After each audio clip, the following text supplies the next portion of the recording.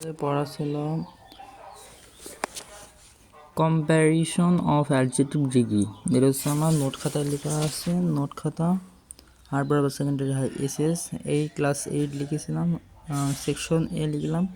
আর all subject আর English note sir English note. তো এই খাতায় কম্প্যারিজন অফ অ্যাডজেক্টিভ ডিগ্রি এখানে দেওয়া ছিল পসেসিভ থেকে কম্পারেটিভ থেকে সুপারলেটিভ। তাহলে পসেসিভে ছিল টেল টেল টেল কিন্তু এক বাক্যে হচ্ছে, টেল কিন্তু দুই বাক্যে হচ্ছে না। এই জন্য এখানে কম্পারেটিভ আর সুপারলেটিভের ক্ষেত্রে টেল আর টেলেস্ট এরকম হবে। ইআরইএসটি টেলের পরিবর্তে ইআরইএসটি। আর যদি কোনো শব্দ দুইটা দিয়ে তৈরি হয় তাহলে সেটা মোর হবে, মোস্ট এরকম হবে। যেরকম ব্রিলিয়ান্ট